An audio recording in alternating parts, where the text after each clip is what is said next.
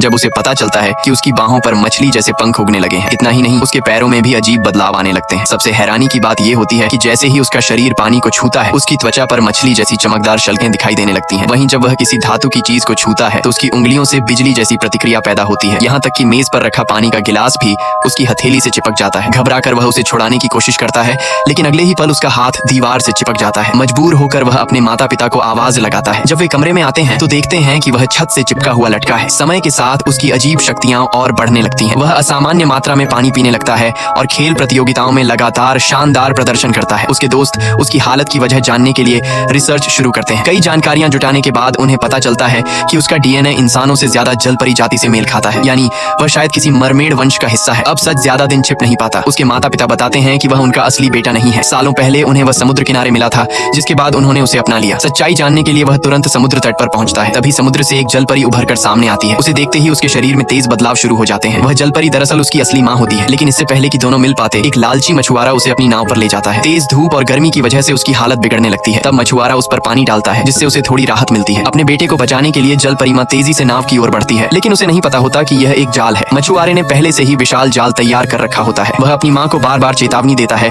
लेकिन देर हो चुकी होती है। जाल समुद्र में गिरता है और जलपरी उसमें फंस जाती है। तभी उसके दोस्त समय पर पहुंच जाते हैं। वे बिना देर किए समुद्र में कूद पड़ते हैं और चाकू से जाल काटकर जलपरी को आजाद कर देते हैं। इसी बीच एक दुर्घटना हो जाती है। जाल उलझकर उसके एक दोस्त को समुद्र की गहराई में खींच लेता है। उसे बचाने के लिए मछुआरा भी पानी में कूदता है, लेकिन तब तक वह दोस्त बेहोश हो चुका होता है। ऐसे में वह अपनी ताकत का इस्तेमाल करता है। वह अपने दोस्त को किनारे तक खींच लाता है। जब सामान्य इलाज से कोई फायदा नहीं होता तो उसे अपनी बिजली पैदा करने वाली शक्ति याद आती है। वह अपने हाथ दोस्त के सीने पर रखता है और बिजली का झटका देता है। कुछ ही पल बाद उसका दोस्त होश में आ जाता है। तभी समुद्र से फिर जलपरी माँ बाहर आती है। उसे देखकर मछुआरे को वर्षों पुरानी घटना याद आती है। कई साल पहले वह जलपरियों को पकड़कर मशहूर होना चाहता था और लगातार उनका पीछा करता रहता था। अपने बच्चे को बचाने के लिए जलपरी माँ ने उसे एक नाव में छिपा दिया था और खुद मछुआरे को दूसरी दिशा में ले गई थी। लेकिन पीछा करते समय मछुआरे की नाव दुर्घटनाग्रस्त हो गई। जब जलपरी वापस अपने बच्चे को लेने लौटी, तब तक इंसान उसे अपने साथ ले जा चुके थे। वर्षों बाद उस लड़के ने अपनी जलपरी शक्तियों के दम पर खेलों में खूब नाम कमाया, लेकिन एक दिन उसके शरीर पर उभरी शल्कों ने उसकी पहचान उजागर कर दी। उसी समय मछुआरे ने उसे पहचान लिया और फिर से जलपरी को पकड़ने का जुनून उसके सिर पर सवार हो गया। हालांकि इस दौरान मछुआरे का अपना बेटा और वह अच्छे दोस्त बन चुके थे। दोनों मिलकर उसकी रहस्यमयी शक्तियों पर शोध करते रहे